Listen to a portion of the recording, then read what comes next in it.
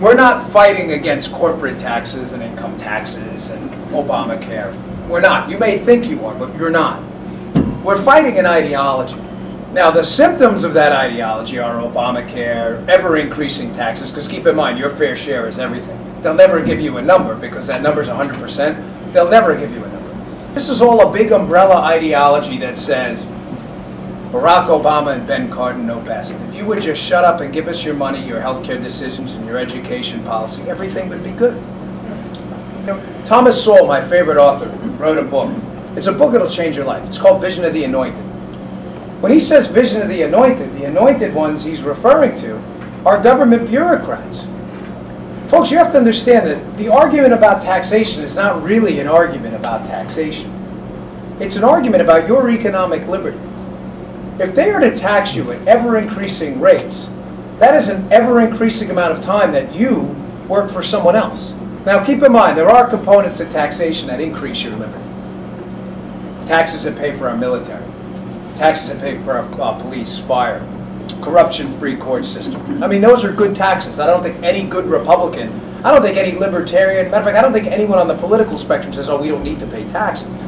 That's not what Republicans ever argue. That's what the Democrats want people to believe. Oh, Republicans don't like government. No, we like good government. Democrats like all government, bad, good, or indifferent. This is a pretty stunning statistic to the utter failure of top-down spend and tax economics. It's not tax and spend. They spend it, they tax you later. Spend and tax economics. The top marginal tax rate under Jimmy Carter was 71%. Absolutely crushed our economy. You know what the take to the government fisc was, their tax revenue from income? $300 billion. Reagan comes into office, says, you know what, the job creators are you, not me. Reagan knew his limits. If I put the money back in your pocket, you're going to create jobs.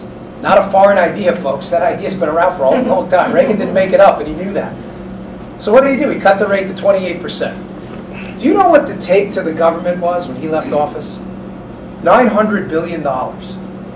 Think about that. 71% tax rate cut to 28% tax rate. But the take to the government triples. Why is that? Because the money was put back in your pocket. What did you do? You invested it in your business where you hired a worker. Then you invested it in a new machine that enabled that worker to be more productive. Enabling that worker to produce more per hour enabled you to do what? Pay him more per hour. When he got paid more per hour, what did he do? He spent more money on services. When the local barber started to see more visits and started to see more money, he started to hire more barbers, who then started to buy more scissors, who started to buy more barbicide, who then started to buy more chemicals from the chemical company. The exponential growth effect happens when you spend the money, not when they spend it. This is common sense. You will always spend your money better than the government. But that's the ideology we're fighting here. That's why it's not about taxes. It's not, because there's no rate for them that's ever going to be good enough. None. It's not about taxes. It's about them believing they can spend your money better than you can. You know, the Democrats love this class warfare game. They like to put people in these neat little boxes. Because if you're not a victim, they can't possibly sell you the idea that you taking more of her money works. They can't. They have to make you your enemy. So they say there's a war on women, and there's a war on minorities, and a war on college students.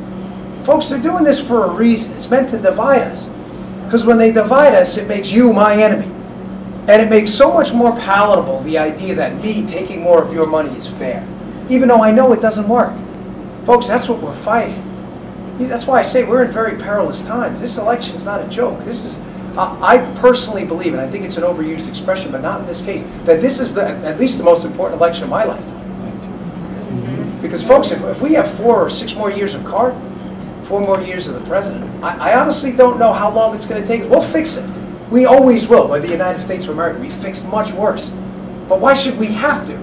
Why should we stand by and let them do this, that we have to fix it? You know, my kids are entitled to a shot. What, do we wipe out a whole generation and say my kids don't get a shot, but my grandkids will? I mean, it's not an argument about taxes. It's an argument about your personal freedom to create jobs. That's it. Government thinks you can't create jobs. We'll do it for you. All they're going to do is create work. There's a difference. Work and jobs are 2 different things. Anybody can create. Hey, Joe, you want to go sweep the floor? I'll give you $5. I'm $5 less richer. Joe doesn't like to sweep the floor. Neither one of us is better off for it. That's what the government does. It takes your money and gives it to someone else. Think about where the government's injected itself most into the service industry. And think of the areas we complain about the most. Education, top-down, bureaucratically run. Education systems fail. The Democrats say it themselves. They say, yes, it's your fault, not ours. We're parent choicers. We're the ones who think you should pick where you go to school. Higher education, student loan industry. It's accelerating at 4 times the rate of inflation. How is that? How can you have a product that surpasses the rate of inflation at 4 times and people still buy it? So the value of money goes up by a factor of 2. The value of this podium goes up by a factor of 8, but it's the same podium? Why is that? Violates every single rule of economics. You can't have a product outpace the rate of inflation unless there's an excessive demand for it, which there's not. The reason in higher education is the government. But getting back to healthcare, why you always hear we can't, the infamous cost curve, we can't control costs. How? How is that? Anyone who's taken Econ 101, I think it was Arthur Raccoon who said he learned everything he needed to know about economics in Economics 101. The supply-demand curve will always control costs. How can you have a product no one can afford? How can you have a dentist open up a cavity-filling business in the middle of a lower-income community and charge $40,000 an hour? We left, but that's what happens in medicine. You get a bill for $40,000 and you go, oh yeah, that sounds right. The doctor doesn't even know what he charged you. It violates every single rule of economics, but why? Because the government chose to take your money and spend it for you.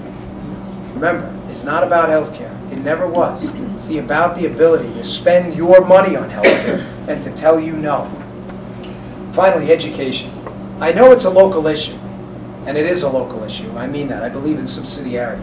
I believe that education should be as local as that school. I don't even believe in school boards. I believe that school board should be that school's board with those parents. Local control matters. They want this system to stay stagnant.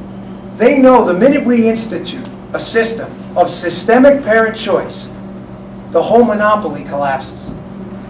The ability to indoctrinate children into these nonsensical ideas, the ability to give you almost a substandard education and blame someone else for it ends. There were 20,000 public high schools in the country. Jason Riley of the Wall Street Journal wrote this. It was astounding. I never forgot this.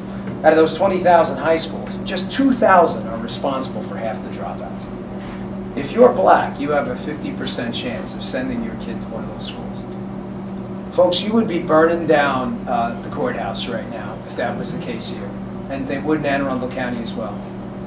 And that's why I have no problem whatsoever walking proudly into Baltimore City and saying, I represent your ideas. You may have been told otherwise, but I don't care. I'm here. Ben Cardin's not. And it matters.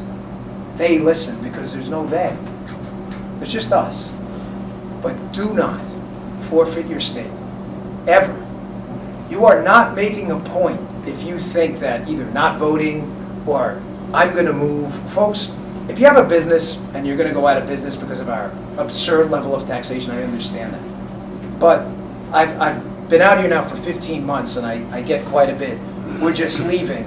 We feel like we're making a point. You're not. You know why you're not? Because the other side doesn't see it that way. The other side, whenever you're doing what they want you to do, chances are you're not doing the right thing. They want you to do that because you know what's going to happen? You cede Maryland, you know what happens? They have to spend no money here. They now own the state. Where does that money go? What do you think, it evanesces and disappears? Next it goes to Virginia. Then what happens in Virginia? Virginia folks voted for Barack Obama, voted for Jim Webb. You all know that. What happens when you move to Virginia? And then Virginia turns blue. What do you do? North Carolina? I got news for you. They got a Democratic governor. What next? Florida? Well, you all going to move to Texas? Folks, you never ever cede ground in the military, and you never ever cede ground politically. You fight everywhere. States flip all the time. And they flip like that. We can fix this. We fixed this before. But if you cede ground, and you stand by and do nothing, as these phonies, O'Malley and his clan of buffoons in the State House, overtake our state, you are making a catastrophic error. And it doesn't apply to anyone in this room because you showed up, but your neighbors complain. You better ask them the simple question. What are you doing? Not what are you talking about? Because if you're going to sit on your ass while we're out here working our butts off. You haven't earned the right to say a damn thing. Matter of fact, I'd rather you stay home.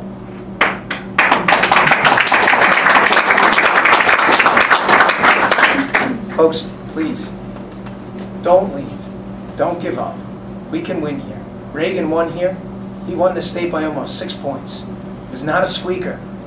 Ellen Sowerby won here before it was stolen from her. Our last governor, before Martin O'Malley, was a Republican. George H.W. Bush won this state. We can win. It is our home. It's worth fighting for. And I'm just asking for your help in continuing that fight. So thanks for having me.